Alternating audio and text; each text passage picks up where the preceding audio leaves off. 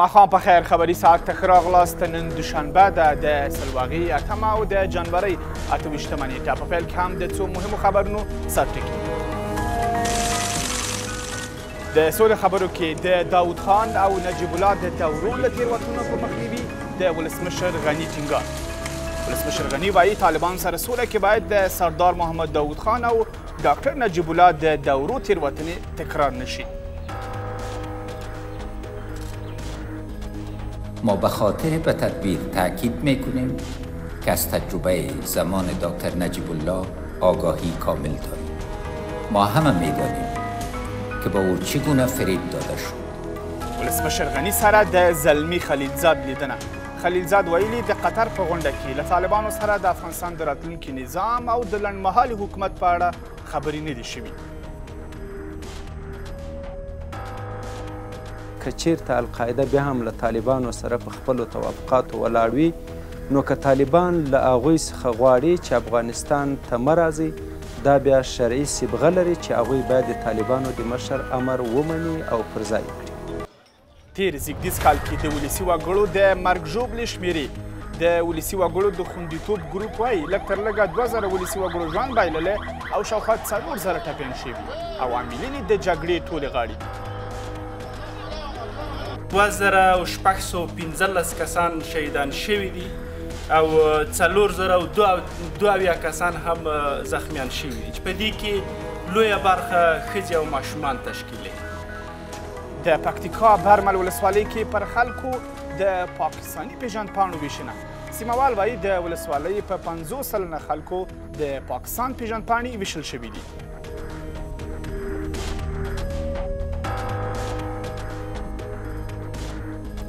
او پر ډیورند کرښه د اغزن تار غځولو د کار پای ته رسېدنه.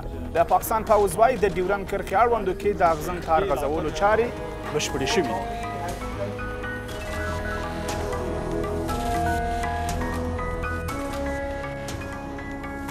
خیر راغلی، زه فواد اکبرزی.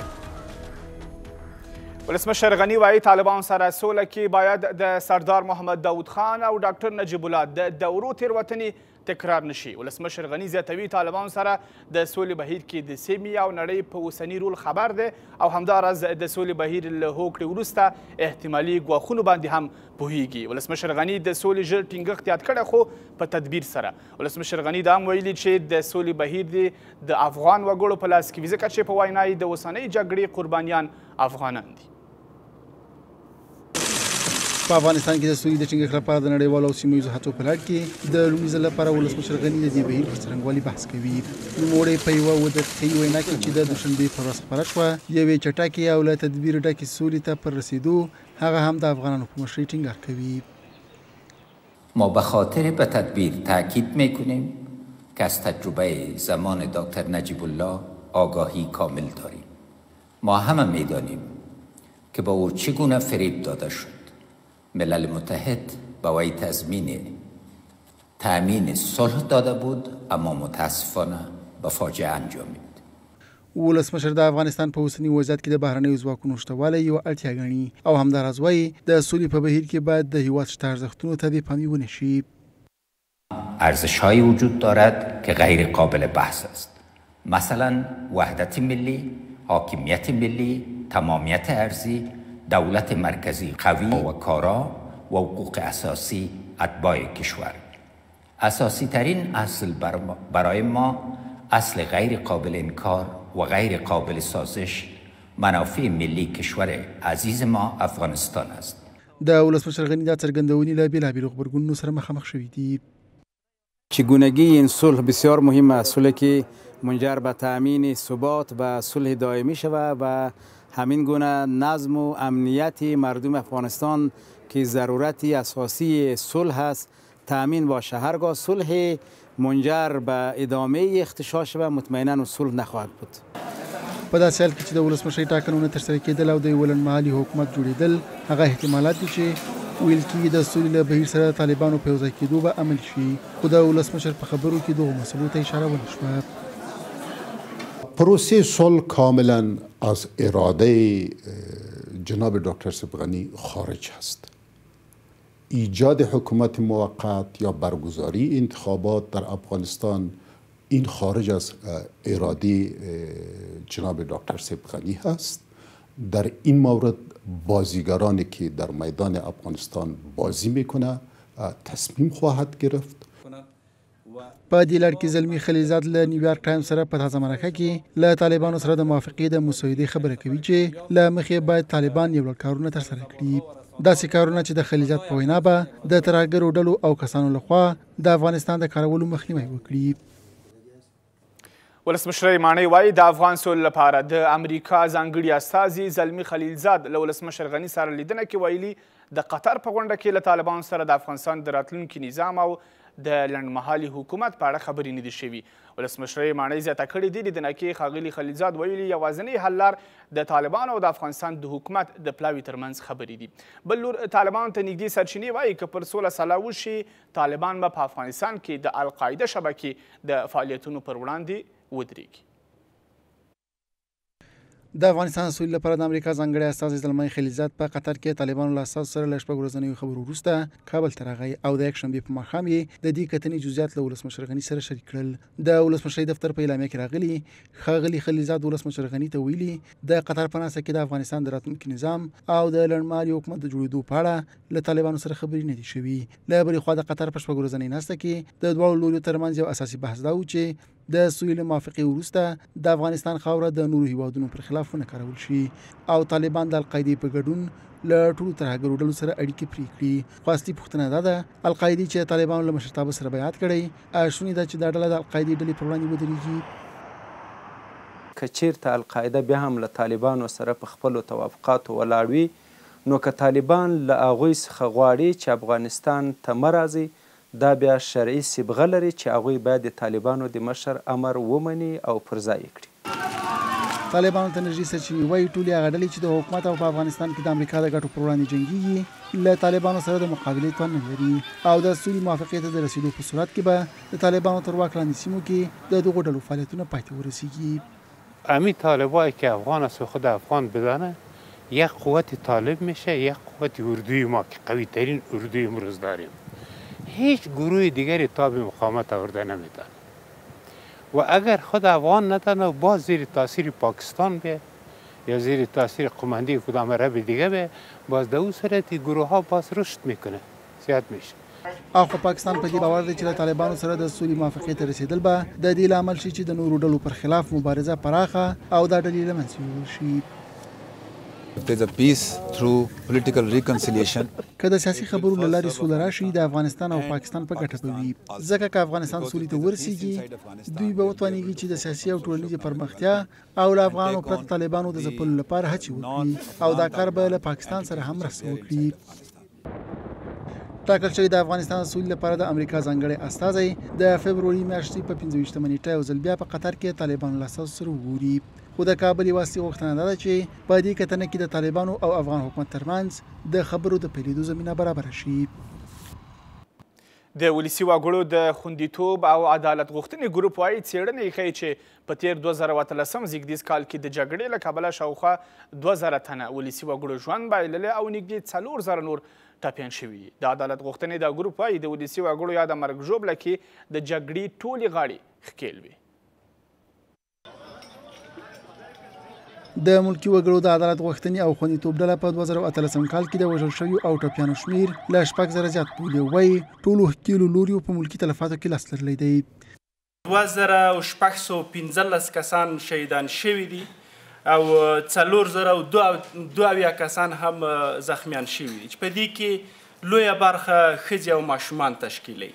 د دې ډلې د څېړنو له مخې په تېر میلادي کال کې په 40 ځانمرګو بریدونو کې 244 ملکي کسان وژل شوي او د دولتي او بهرنیو ځواکونو د شپې په عملیاتو کې هم تر ډېره ملکي خلک وژل شوي دي. د ملکي تلفاتو د مرګ ژوبلې کلتور چې دی دا ډېر یو عادي ګرځېدلی د ورځې معمول ګرځېدلی دی نو وجې علتونه یې ډېر زیات دي خو یو علت مهم دا دی چې د یوې پیښې عاملین تر اوسه پورې ونه نیول شول د هغې نه پوښتنه ونه شوله. د پوځي چارو کارپوهان د ملکي خلکو د تلفاتو زیاتوالي په اړه داسې وایي زمانی که پلانگذاری صورت میگیره در رابطه با کمیت افراد و اشخاص ملکی و کمیت دشمن یک سنجش دقیق لازم است که صورت بگیره، بعضا صورت نمیگیره. په دې اکله د ملي دفاع او کورنیو چارو وزارتونو د نظر په ترلاسه کولو بریالي نه شو. د پکتیکا برمل ولسوالۍ ولسوال مني چې پاکستان د برمل ولسوالۍ پر اوسیدونکو پیژندپاڼې ویشلې دي. ولسوال زیاتوي د همګړۍ د برمل ولسوالۍ 50 سلنه خلکو باندې د پاکستان پیژندپاڼې ویشل شوي دي. په ورته وخت کې د پکتیکا ولایتي شورا وایي حکومت دې د دې کار مخه ونیسي، خو د پکتیکا والي بیا وایي چې چاته اجازه نه ورکوي چې دغلته پر خلکو د پاکستان پیژندپاڼې وویشي. د پکتیکا برمل سرحدي ولسوالۍ ولسوال وایي پاکستان د دې ولسوالۍ په 50% اوسیدونکو باندې پاکستاني شناختي کارتونه ویشلي دي. د زیاتوي تر اوسه پورې د دې کار مخنیوی نه دی کړی. د برمل اوسیدونکو زیات تعداد سره اخیستی دي شناختی لري. لکه څو فیصده به دا تقریبا؟ نو په ګمان کوم چې څو فیصده به 50% به 50% به. ښه، تاسو په دې کې کوم رول ادا کړی د دې مخنیوي کې؟ نو موږ تر اوسه پورې د خاص رول نه دی کړی. دا هغه پاکستاني شناختي کارتونه دي چې د پکتیکا برمل ولسوالۍ پر اوسیدونکو ویشل شوي دي. په دې کارتونو کې د برمل ولسوالۍ د پاکستان خاوره بلل شوې ده او د دې ولسوالۍ اوسیدونکي په پاکستاني شناختي کارتونو باندې پاکستان ته تګ راتګ کوي. د پکتیکا ولایتي شورا یو شمېر غړي له حکومت څخه غواړي چې د دې کار مخه دې ونیسي. دولت سرحداتو ته ډېره توجه وکړي تر څو خپل سرحدات مضبوط وي، نو په نور به انتقاد نه وي. اوس مو هم دا غوښتنه ده چې باید خپل سرحدات مضبوط سي او جوړ سي. کله که د کلا دیوالونه جوړ وي او ګیټ کې لګېدلی وي، نو غله ته لار هیڅ نشي پیدا کېدلی چې دی غلا وي. باید موږ د خپل حکومت د خپل دولت خپله لمنه وسیع کړو، د پراخه کړو او خلکو ته قناعت ورکړو، خلکو ته یو څه خدمتونه وړاندې کړو تر سرحده پورې. ولې د موږ خلک دې ته مجبورېږي چې په ډلو باندې دوی خپل بچیان سهار تیاروي او بیا د پاکستان طرف ته اوړي، اول ته بیا دوی په مکاتبو کې دغه زده کړه کوي. په همدې حال کې د پکتیکا تازه ګمارل شوی والي وایي د دې ولایت په برمل ولسوالۍ کې د پاکستاني شناختي کارتونو د ویشلو مخنیوی کوي. پاکستاني شناختي کارتونه د افغانستان په خاوره کې خصوصا په برمل سیمه کې توزیع شي. موږ حکومت باید کلکه د دې نه مخالفت ورسره وکړو، مخه یې ونیسو او هیچا ته باید اجازه ور هم نه کړو او ور به هم نه کوي چې پاکستاني شناختي کارت د افغانستان په خاوره کې. دا څرګندونې په داسې حال کې ترسره کیږي چې د پکتیکا برمل ولسوالۍ په ښوونځیو کې هم پاکستاني نصاب تدریسیږي. د عبدالحق عمري ریپورټ مو لیدو. پاکستاني پوځیان اوس هم کله کله د ننګرهار لالپورې ولسوالۍ پر بېلابېلو سیمو توغندي وروي. دا خبره د همدې لالپورې ولسوالۍ ځینو اوسیدونکو کړې او زیاته کړې ده چې په روانه لمریزه میاشت کې هم څو ځل پاکستاني پوځیانو د لالپورې، رنا او پارچاو په ګډون پر څو کلیو توغندي وروي چې له کبله خلک له ګڼو ستونزو سره مخامخ شوي دي. د لالپورې ولسوال هم مني چې په روانه میاشت کې پر دې ولسوالۍ د پاکستان له لوري شاوخوا 14 توغندي بریدونه شوي دي. زیار یاد ریپورټ راستولی. د پاکستان له لوري د ننګرهار پر لالپورې ولسوالۍ د توغندیزو بریدونو دوام. ځایي استوګن نیوکه کوي چې لا تر اوسه هم پاکستاني پوځیانو د ډیورنډ کرښې له هغې غاړې پر لالپورې ولسوالۍ توغندیز بریدونه نه دي درولي او روانه میاشت کې هم توغندي راټوغولي دي. د ځایي استوګنو په وینا د رینا او پارچاو په ګډون پر بېلابېلو کلیو اوس هم پاکستاني پوځیان توغندیز بریدونه کوي چې له کبله یې ولسي خلکو ته درانده زیانونه اوړي. پاکستان زما په دغه ساحو باندې ګولۍ راولي، دغې ته د بیلې وي پارچاو مارچاو رینې مینې خو ورانې کړي، دا بیله دغه ساحو ته را رسوي ګولۍ.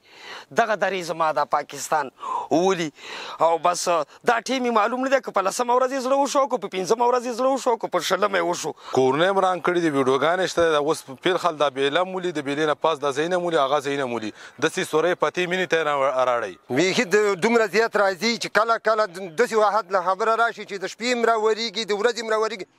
د لالپورې ولسوال په وینا پاکستاني پوځیانو په روانه میاشت کې پر بېلابېلو کلیو شاوخوا 14 توغندي راټوغولي دي.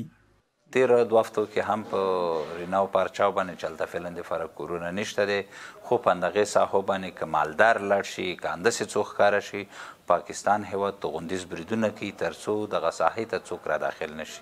دا 2 هفتې مخکې هم توغندیز بریدونه یو 12 توغندۍ راغلي چې په رینا او پارچاو باندې او یو 2-5 توغندي په نظرخیلو ملاخیلو هم راغلي.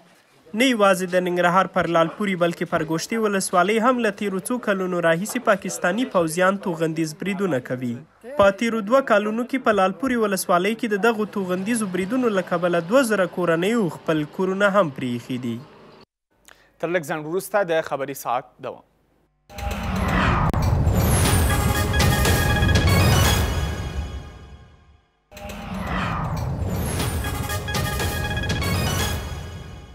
بیا هم ښه راغلاست. د افغانستان د څېړنې او ارزونې د مرکز تازه څېړنه ښیي چې ولسي جرګه په وروستیو 2 دورو کې بېوسه وه.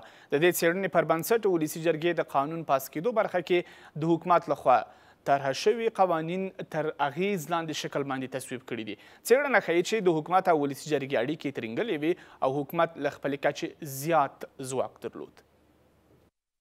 فعلا در افغانستان په دغه څېړنه کې راغلي ولسي جرګه د حکومت په وړاندې ډېره ناتوانه وه او ولسمشر د خپلو تقنیني فرمانونو صادرولو له حقه ډېر کار اخیستی دی. ډېری د فرمانونه نه یوازې د تصویب لپاره پارلمان ته نه دي لیږل شوي بلکې یو شمېر ناڅرګند پاتې دي. مشکل در اینجاست که اکثر فرامین تقنینی ما که وضع شده ضرورت عاجل نبوده. اکثر فرامین تقنینی آمدن در حالات نرمال وضع شده. په دې څېړنه کې له ولسي جرګې سره د حکومت اړیکې ترنګلې بلل شوي دي. هدف واحد تحقیق ارزیابی افغانستان از ارائه تحقیقات مثل تحقیق امروزی زیادتر بحث کردن و یا تشویق و ترویج مبحث در رابطه با مسائل حیاتی هست که منحوت و محدود در حقیقت برای یک جمع کوچک از افراد که متخصصای ما باشن نماند. دا بنسټ وایي تر هغه چې په ټاکنیزو ادارو کې اصلاحات رانشي په افغانستان کې به ښه انتخابات ترسره نشي. کسایی که خود کاندید کردن همشون فکر میکنن وکیل بودن پارلمان بسیار کار ساده است و فکر میکنن بیشتر از یک مسئولیت یک امتیاز است و بسیار به سادگی میتونن وکیل پارلمان شوین، شاید مسئولیت داشته باشین، شاید امتیازات داشته باشین، اما درک اصلی که مسئولیت شما من حیث نماینده و قانونگذار چی است، من فکر میکنم که مردم آستاستا اینی را بسیار ساده میگیرن و این در دراز مدت بر افغانستان واقعا افغانستان متضرر میسازه. در اکثر پارلمان‌های جهان هیئت اداری وجود نداره و یکی از عوامل فساد و عامل ناکارایی پارلمان همین هیئت اداری است. د دلی د وزیر سلاکار وایي آن د ملي یوالي حکومت جوړښت له قانون سره برابر نه دی.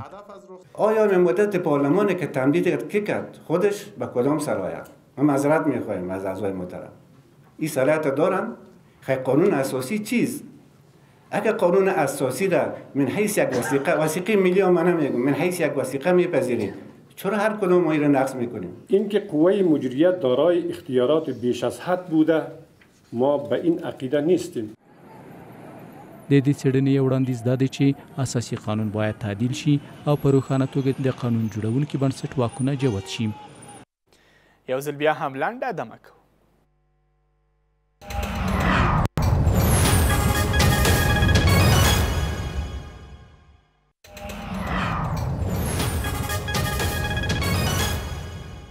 بیا هم ښه راغلاست. د ولسمشرۍ ټاکنو ته نوماند غلام فاروق نجرابي وایي ټاکنو ته یې د دې لپاره ځان نوماند کړی چې د افغانستان د خلکو غږ تر نړۍ ورسوي، نه د دې لپاره چې د ولسمشرۍ څوکۍ ته ورسیږي. نجرابي وایي مخکینی او اوسنی د ملي یووالي حکومت دواړه د خلکو غږ رسونه کې پاتې راغلي. نوموړي ټینګار کړی تر هغو چې په هېواد کې ملي یووالی نه وي سوله او ټیکاو به هم نه وي.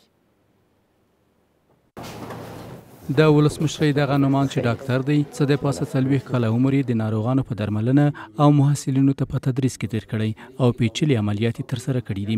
په تیره یوه نیمه لسیزه کې دا څلورم ځل دی چې ولسمشرۍ ټاکنو ته ځان نوماند کړی دی. در دور سال 83 کاندید بودم، 88 کاندید بودم. هدف ما ریاست جمهوری نبوده و واقعیت نبوده، فقط ما بتوانیم که از طریق تریبیون کانتوری ندا و ادای صدای مردم بیچاره را برای جهان و افغانستان و تمام نقاط مختلف جهان برسانم. ایده بود. ښاغلی نجرابي د واکمن دولت سالم حکومت او کلک ولس په شعار سره ټاکنیزې مبارزې ته راغلی. 2 تقاعد شوي دولتي کارکوونکي شریف الله او محمد شریف یې مرستیالان دي. قطع خونریزی باید افغانستان شود، باید ملل متحد متوجه حال شود طی یک پروگرام صلح اساسی و اصولی، نه پروگرام مصالحه زبان نجیب، نه پروگرامی که شورای عالی صلح آقای کدری جور کرده بود، نه پروگرام عالی که چند نفر باعث شورای صلح جور کردن، این نتیجه نمیده به هیچ شکل. خدمت به جامعه هستند و وطن دوست هستند. مریضایی که تداوی میکنند جراحی ها را که هیچ دکتر تابال در افغانستان هیچ تداوی نکرده، هند پاکستان که مردم رفته تداویش نشده، آمده جراحی عملیات بوده، دکتر صاحب خودشان هر وقت شب بوده روز بوده در خدمت مردم است و عملیات های کلان میگیره. فاروق نجرابی په 1333 هجري لمریز کال کې د کاپیسا ولایت په نجراب ولسوالۍ کې نړۍ ته راغلی. د کابل په طب پوهنځي کې زده کړې کړې او 14 کاله له هندي استادانو زده کړې کړې دي. د خبري ساعت دوام تر لږ ځنډ وروسته.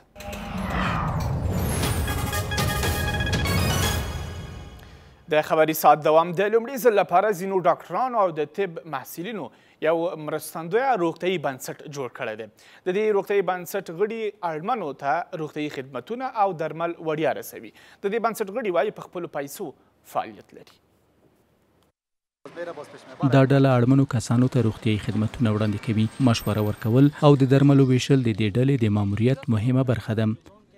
ما با جمع‌آوری متخصصین مختلف و دکتر صاحبای مختلف هم از بخش داخل عمومی، بخش جراحی، بخش اطفال، نسای ولادی، قابل صاحب‌ها، نرسینگ ها و تکنیشن های لابراتوار تماما یک تیم مسلکی صحی را تشکیل دادیم و کارکرد اصلی ما برای مردم بی‌وضاحت از نظر صحت است. یکی از مناطق دوردست شهر کابل که واقعا بی‌وضاحت هستند ما میریم تحت پوشش تحت تداوی قرار میدیم. ما قبلا در حدود چندین دوره این مناطق شناسایی کردیم. دوی وایي په 2 کلونو کې په پلازمینه کې کابو 3000 کورنیو ته روغتیایي خدمتونه رسولي دي. خدمات صحی را برای مردمی که دسترسی به خدمات صحی ندارند و یا هم بی‌وضاحت هستند و توان پرداخت فیس دکتر ندارند و اونا فراهم میکنن بدون شک، خصوصا مردم را که قسم شما مشاهده میکنین امروز برای اینا میتونن اگر توان اضافه پرداخت فیس ندارند و یا هم راهشون دور از مناطق دوردست است برای اونا میتونن کمک کننده باشه. مریضیات زیاد است. زنای حامله‌دار رفتن نمیتونه دور است. ما دکترای چی رو میخوایم؟ قابله را میخوایم باشه. باید ما دکتری میخوایم که اینجا بیادر گل مریض ما میغلطه دکتر نمیافیم که ما او روز یک مسافر ما او روز از دست دادیم، از دست مریضی سرطان داشت. د عامه روغتیا وزارت ناامني او بېوزلي روغتیایي خدمتونو ته د وګړو د نه لاسرسي اصلي لاملونه ګڼي. در سال 2018 تقریبا 56.6% از هموطنان ما با پیمودن نیم ساعت مسافه به یک تحصیل صحی دسترسی داشتند و همچنین 90.6% از هموطنان ما با پیمودن مسافه 2 ساعته به یک مرکز صحی دسترسی دارند که این یک نوید بسیار زیاد خوبی است که پیشرفت‌های قابل ملاحظه در قسمت صورت گرفته و سال جاری پلانی است که دسترسی به عرضه خدمات صحی را از 90% هم بالاتر ببریم. د عامه روغتیا وزارت په وینا ټاکل شوی سږکال په ټول هیواد کې 315 روغتیایي مرکزونه جوړ شي. د دغه وزارت د شمیرو له مخې په اوسني وخت کې په افغانستان کې کابو 2900 روغتیایي مرکزونه فعالیت لري. په هرات کې د هند کنسلګرۍ مسؤلین وایي هرات کې د هندۍ ژبې د زده کولو اسانتیا برابروي.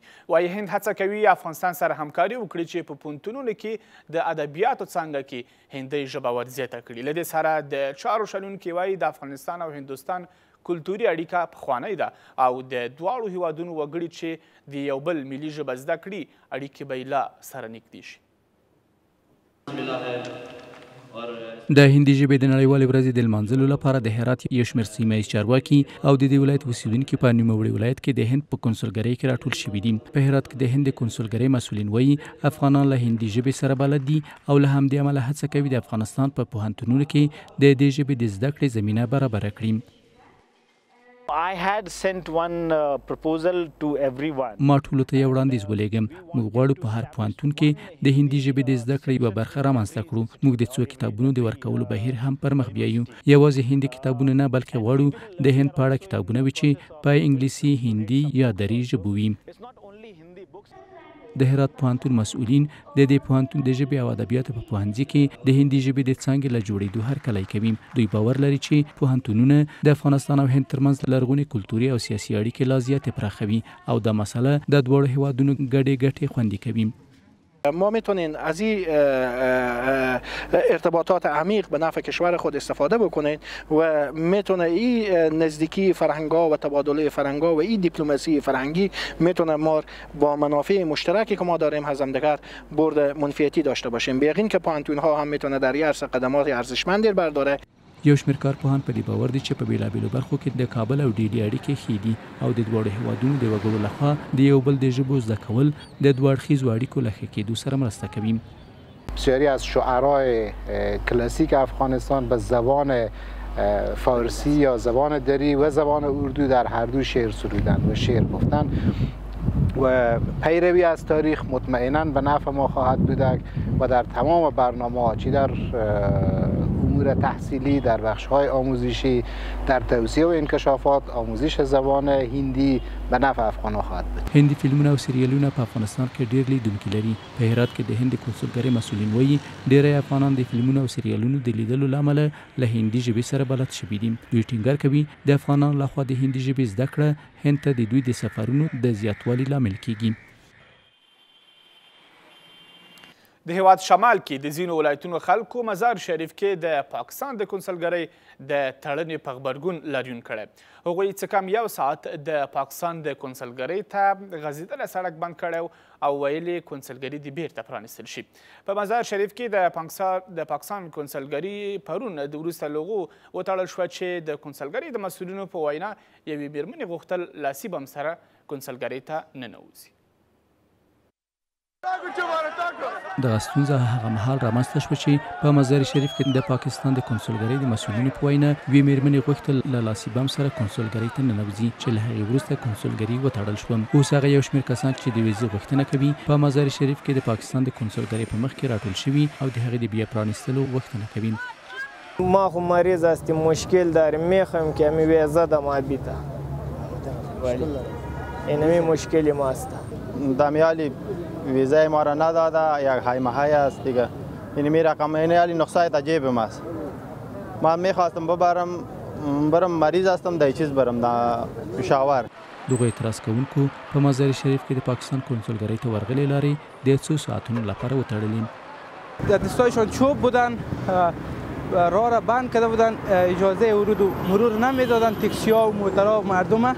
بالاخره آهسته آهسته به شکل تشنج ایجاد شد و عسکرها آمد فایرهای زمینی کردن. بالاخره 4 نفر زخمی شده. اعتراض کوونکي په مزار شریف کې د پاکستان د کنسولګرۍ د ساتونکو لخوا د بډو اخیستو په اړه هم شکایت لري. سیاست مریض میخواستم پاکستان ببرم.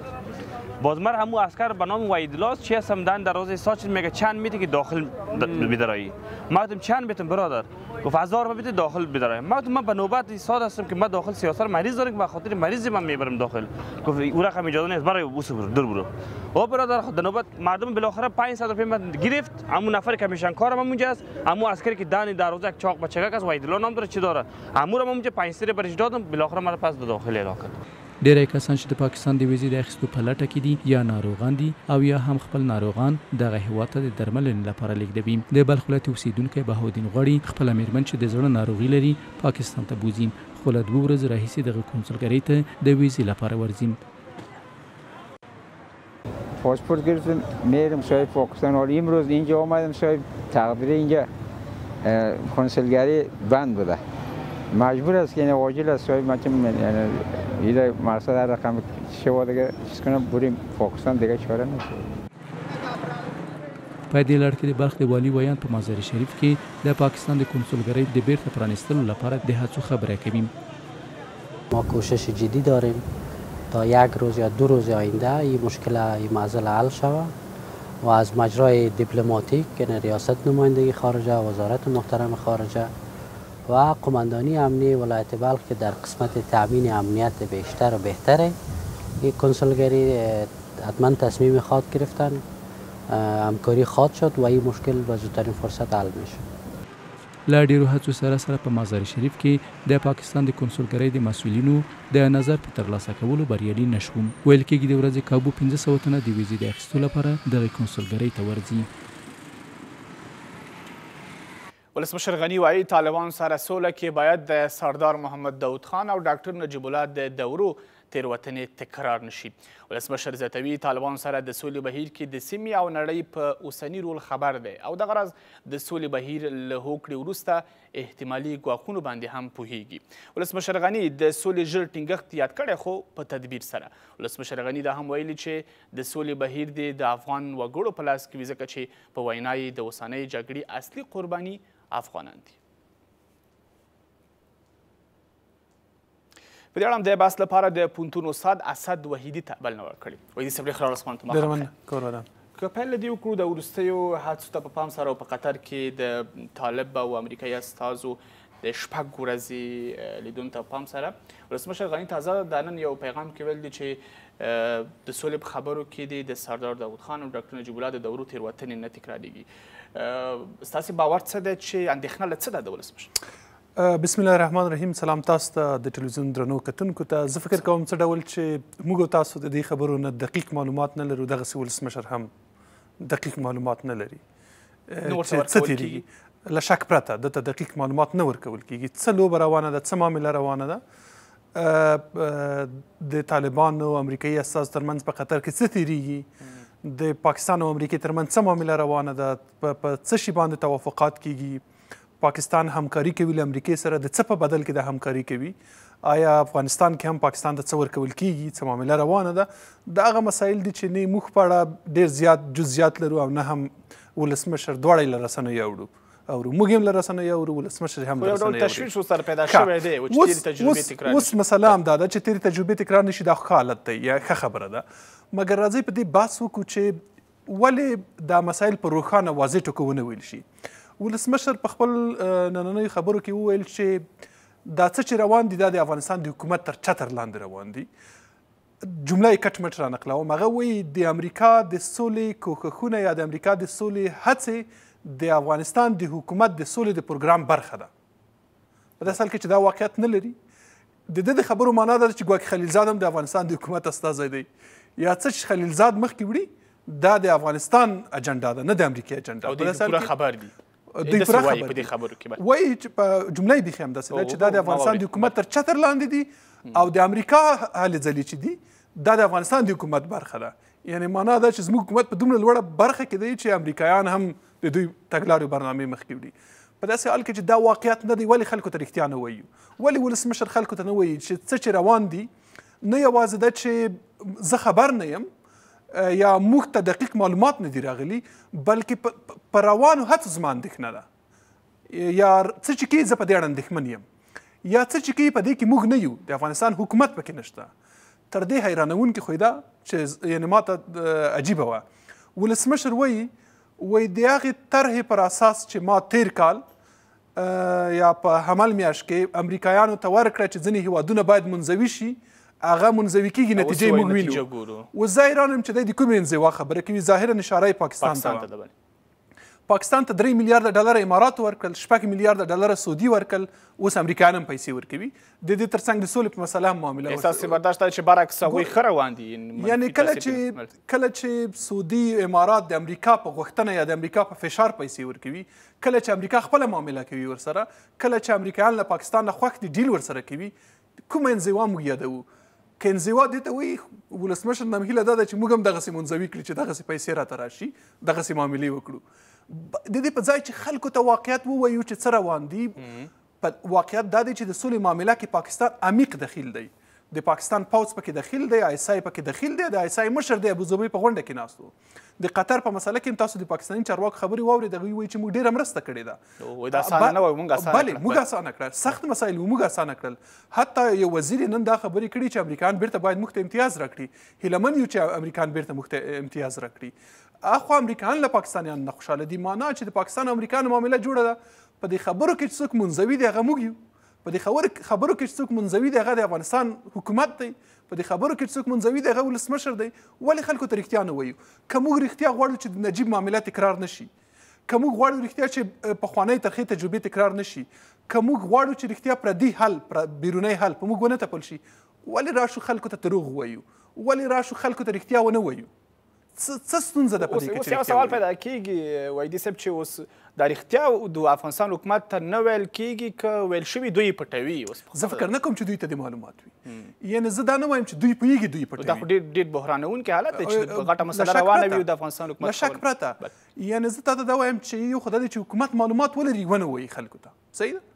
دا یو بحث دی.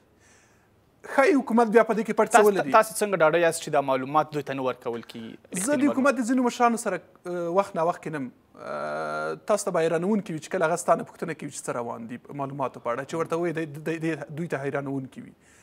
دوی معلومات نه لري، واقعیت دا دی نه ورکوي.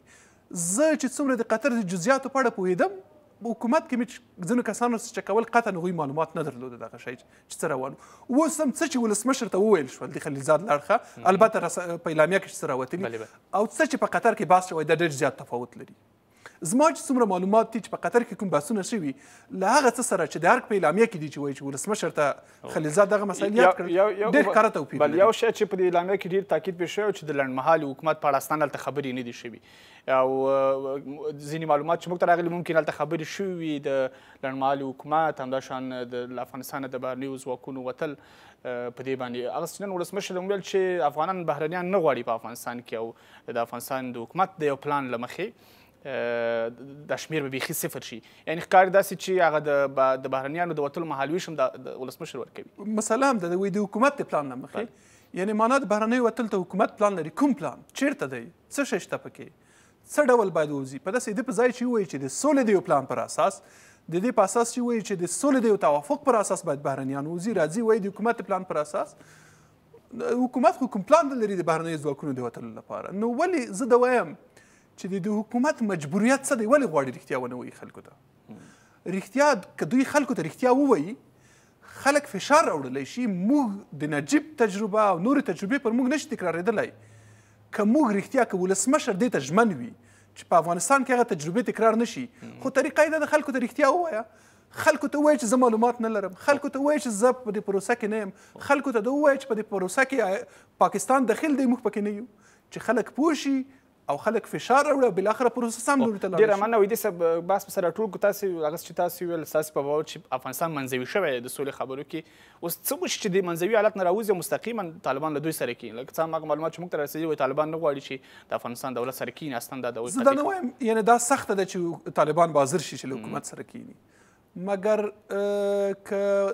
که حکومت رښتینی وي او غواړي له انزوا نه ووځي، ډېر واضح او روښانه مسله ده. څه چې روانه کړې امریکایانو کومه لوبه روانه کړې، سوله ده که نه ده؟ لومړی ده له پاکستان تر ټولو اساسي بحث موږ لپاره ده دی. له طالبانو سره خو په هر حال د ځواکونو پر وتلو بحث کوي. له پاکستان سره د امریکایانو معاملات څه ده؟ دا باید موږ ته واضح شي. که دا موږ ته واضح نه شي، دا زموږ لپاره تباه کوونکې ده. آیا بیا موږ پاکستان ته سپارل کیږو؟ آیا بیا افغانستان کې داسې حکومت راځي چې د هغو بهرنۍ پالیسي به د اسلام آباد تر سیوري لاندې وي؟ آیا موږ به له نړۍ سره په اړیکو کې بیا هم تړلي وو؟ آیا ډیورنډ کیسه خو ختمه ده، بیخي به رسمي شي؟ آیا موږ به نشو کولی چې د پاکستان نه پرته په نورو لارو تکیه وکړو، سوداګریزو لارو باندې؟ څه معامله روانه ده؟ دغه مسایل دي چې حکومت باید په سرعت او جدیت اندېښنه مطرح کړي، خلکو ته ووایي، امریکایانو ته ووایي چې په دې اړه وضاحت راکړي څه معامله مو روانه کړې. مګر حکومت که امریکا ښه کوي که بد، جالبه دا ده چې دی وایي چې ټرمپ حکومت تګلاره نه لري. یعنې ټرمپ حکومت دومره غریب دی د امریکا حکومت چې تګلاره نه لري د هیوادونو د انزوا، زموږ ولسمشر یې ورکوي. دا خو نو بیخي یعنې معنا موږ د نړۍ د امریکا تر حکومت هم پیاوړی حکومت لرو، طرحې دوی ورکوي، عملي کوي هغوی. په دې خاطر ولې دروغ وایي خلکو ته؟ ولې خلکو سترګو کې خاورې شیندو؟ د خلکو سترګو کې نه، د خپلو سترګو کې لګیا یو خاورې شیندو. په دې خاطر راځئ واقعیت ووایو. ډېر ابهام دی په دې مسله کې، دا ابهام باید واضح شي. که دا واضح نشي د ډېرو خطرو احتمال ډېره زیاته مننه. کور مودان د پوهنتون استاد اسد وحیدي، هرکله راشئ. سلامات او درنو لیدونکو، یو ځل بیا هم لنډه دمه کوو.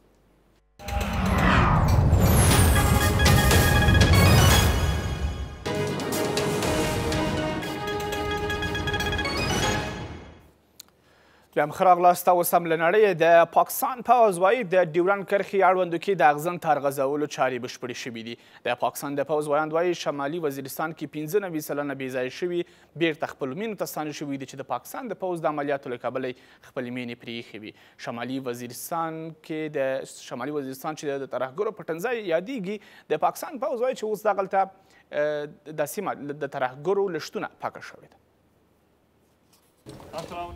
د پاکستان پوځ وایي چې د افغانستان او پاکستان ترمنځ پر ډیورنډ کرښه د 1200 کیلومتره خنډونو او اغزن سیم کار پای ته رسېدلی دی. ډیری دغه برخې په شمالي وزیرستان کې دي، هلته چې د ترهګرو په ټنځای بلل کیږي. خو د پاکستان پوځ وایي دغه سیمې د وسلوالو له شتونه پاکې شوي دي او 95 سلنه هغه کسان چې په دغو سیمو کې د ناامنیو له امله بېځایه شوي وو خپلو کورونو ته ستانه شوي دي. د هغوی پر شونډو موسکا بیرته خوره شوې ده او وضعیت آرام شوی دی او اوس به زده کړو ته د لاسرسي له امله واقعي پرمختګ هم رامنځته شي. هغوی روغتیایي اسانتیاوې لري، هغه سړکونه یې هم ولیدل چې رغول شوي دي. اوس باید اقتصاد خلکو ته ګټه ورسوي.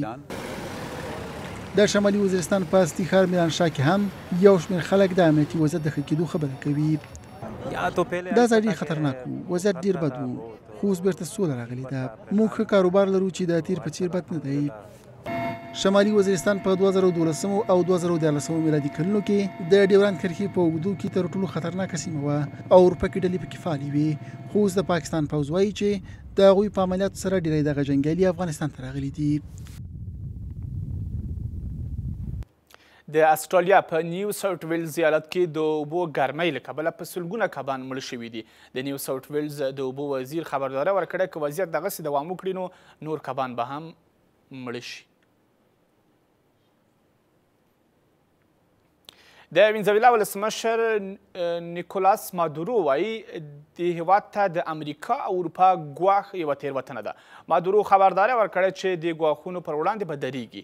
اروپا د وینزویلا حکومت ته 2 ورځې وخت ورکړی چې د ولسمشرۍ ټاکنې دې وکړي، خو مادورو وایي وینزویلا د اروپا تر ولکې لاندې نه ده. او د روسیې پوځ د سنت پیټرزبورګ ښار د کلابندۍ 15 کالیزه نظامی پریډ سره یاده کړه. دا ښار هغه مهال د لینینګراند په نوم یادېده. سنت پیټرزبورګ ښار دویمه نړیواله جګړه کې 822 ورځې د جرمني ځواکونو لخوا کلابند و چې روسي سرتېرو بیا دا کلابندي ماته کړه.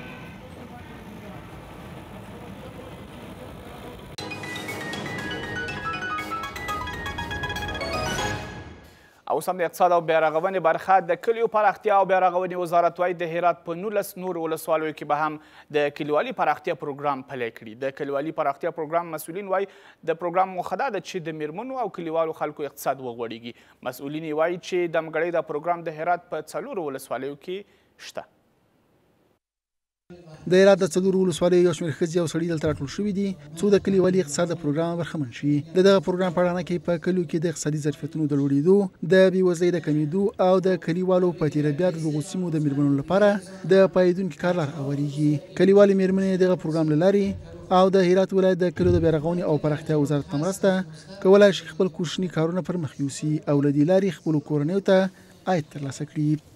به خاطر از این مفیده که اقتصاد ما رشد میکنه. کسای خانمایی هستند که بیرون از خانه کار کردن نمیتونن، از این طریق ما میتونیم که اقتصاد رشد بدیم. 20 روپیه پس انداز شروع کردیم، گروپای داشتیم و بعد از 1-2 سال که پول ما زیاد شد باز چند گروپ یک جای اینا اتحادیه به شکل اتحادیه جور کردن و پول خوب به سطح قریه جمع شد. چیزی که ما میخوایم که در آینده یک چیزی داشته باشیم که بر مردا ما احتیاجی نداشته باشیم. باز هم خواست ما همی هسته که بر ما باید دولت همکاری داشته باشه. کلیوالې میرمنې دغه پروګرام په مرسته د میوو د پروسس، فارمونو او مالدارۍ په برخو کې پانګونه کولی شي. از طریق از این برنامه میتونن در بخش رشد صنایع روستایی، در بخش پروسس میوه‌جات، سبزیجات، در بخش فعالیت‌هایی که در سطح قریه در بخش بلند بردن اقتصاد فامیل ها کمک کنه. د هرات د ولایت شورا یو شمېر غړي دغه پروګرام په ستایلو سره وایي چې د کلیوالو لپاره د کار زمینې برابرول په ښار کې د هغوی د ګڼې ګوڼې مخنیوی کوي. یک اتحاد و صمیمیت بین مردم غریجات ما وجود بیاره، کار مشترکیه که با هم دیگر میکنن، اقتصاد خانواده ها رشد میده و مهمترین از اینه که مردم از بیکاری دیگر رنج نمیبرن که داخل شهرها بیاین و تراکمی که در شهر شده شهرنشینان را به اذیت ساخته.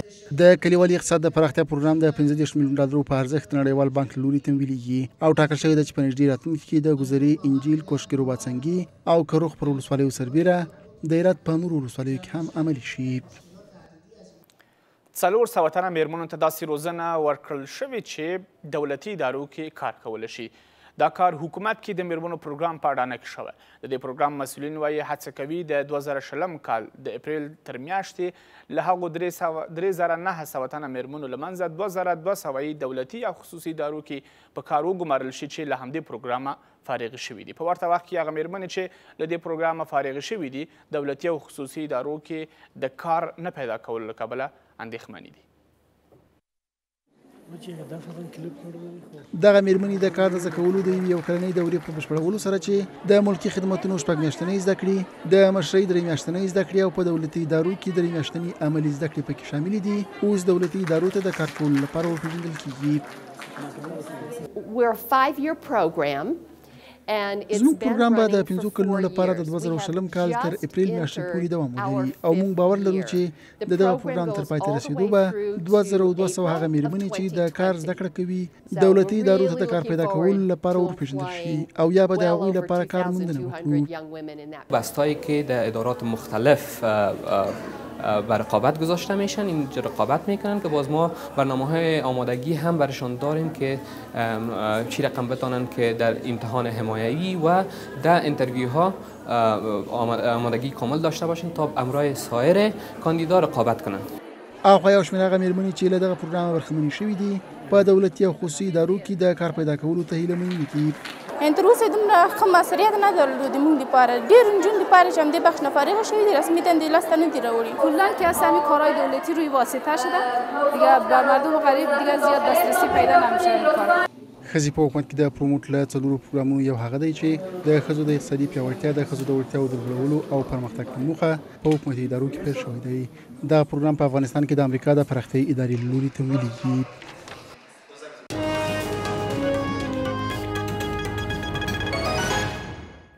او د لوبو له برخې دا چې د افغانستان د فوټبال فدراسیون د مرستیال په توګه یوسف کارګر بیرته خپل کار پیل کړ.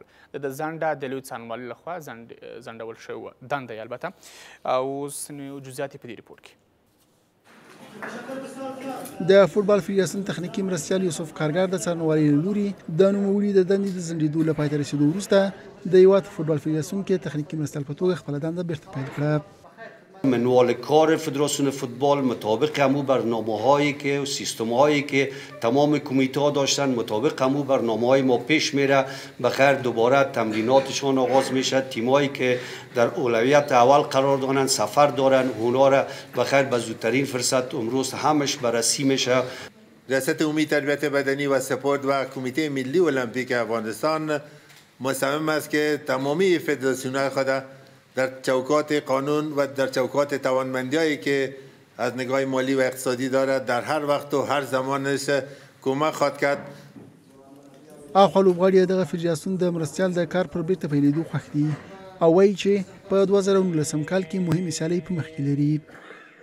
ورزشکاران نمیتونستن روال عادی خود پیش ببرند. خوشبختانه با آمدن دوباره آقای کارگر به حیث سرپرست فدراسیون فوتبال افغانستان این مشکلات ها برطرف میشه و ورزشکاران میتونن به روال عادی خود برگردن و تمرین خود اثر بگیرن. ما بسیار خوش هستیم به خاطر که سال 2019 بسیار سفرهای خوب پیش رو داریم. ما نمیخوایم که از امتیازاتی که داریم شویم بازمانیم. ښاغلی رحیمي وایي چې د هېواد د فوټبال فدراسیون د رئیس کرام الدین کریم په تړاو د فیفا له پرېکړې وروسته دوی هڅه کوي د ولایتونو د فوټبال فدراسیونونو له مسؤلانو او فیفا سره په همغږۍ د دغه فدراسیون د نوي رئیس د غوره کولو لپاره لاره هواره کړي. د تاسو قدرمن لیدونکو او له خپلو ټولو همکارانو په مننې خبري ساعت پای ته ورسېد. ښه شپه.